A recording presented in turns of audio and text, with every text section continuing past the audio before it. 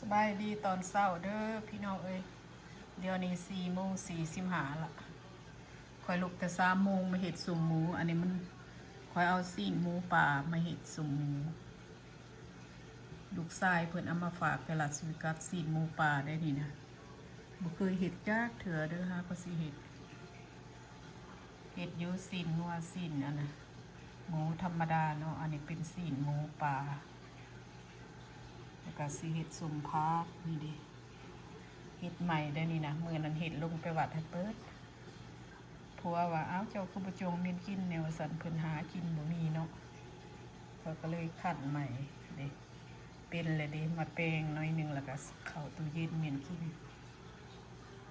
บ่กินหลายเติบได้นี่นะเห็ดหลายอยู่เห็ด2 หมัดก็พอสำนี้แล้วเฮือนเฮาก็พอกินแล้วสำนี้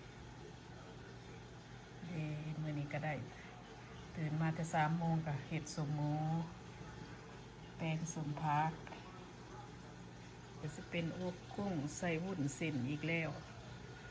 ลูกสาวเพิ่นมักเพิ่นว่าเฮามักเลยเห็ดให้เพิ่นกินอีกเห็ดให้เพิ่นไปการเนาะเจ้าก็ออกไปการพร้อมกันเลยนี่นะ5 โมงเช้าคอยกับลูกสาวมันออกเพื่อนพร้อมกันได้ไปทำงานอบกุ้งใส่วุ้นเส้นกับไข่เพิ่นหมักแบบสี่แล้วก็ซอยมะเขือขี้หนูใส่เผ็ดๆหน่อยหนึ่งกินกับข้าวเจ้ามันก็เป็นตาแซ่บอยู่หักกุ้งอันนี้ว่ามันบ่หยับอันนั้นปานใดคอยซื้อมาใส่ฟิเซอร์เมียนหนาคอมันหักเบิดลืมกินหาก็ไม่เห็นก็เลยเห็ดโอเคมันก็จะเป็นซีนแห้งซีนหมูป่าแหละซื้อมาแต่อันบ่ได้บอกไปแล้วลูกชายเพิ่นเอามาแต่ลาดสวิกัสเนาะหมู่เพิ่นเอาให้เพราะว่าหมู่เพิ่นคนมีกานะเขาเจ้ามักไปหาของป่าเป็นซีนกวางซีนหมูป่าว่าสิแต่เพิ่นอยู่ไปย้ายไปอยู่ลาดสวิกัสนี่โอ้ได้กินแต่ของแบบสิเพิ่นเองบ่กินดอกลูกไผ่ก็บ่จักกินเลยเอามาให้พ่อแม่เด้นี่ยังอีก3 ถุงอันนี้หันซีนกวางใน3 ถุงนี่ซีนหมูป่าหันถุงหนึ่งคอยเอาออกไปเห็ดสุ่มเหลือแล้วคอยก็เห็ดซีนแห้งนะพวกแก้วเอ้ยมีแต่ของกินเต็มตู้ครับมีคนกินซื้อใหม่เต็กๆพวก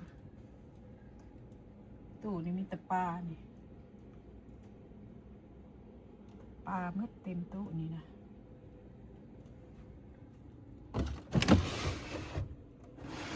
มีแต่ปลาได้สกินเมดแต่ละปียังไปตึกมาเถื่อ30-40 โต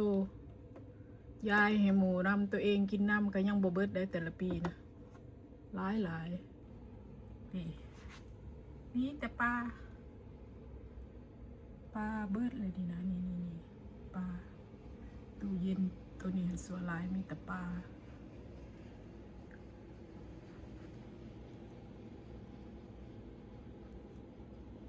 ผู้ใดอยู่ใกล้อยากกินมาเอาเด้อหายฟรีคอยอันสนุกคุ้นไปให้คนกินฟิเซอร์หน่อยตัวนี้มีแต่อันนั้นไก่กับหมูกับซีดอยู่เฮือนนี่มี3-4 ตู้เย็นผู้ใดพวกเจ้า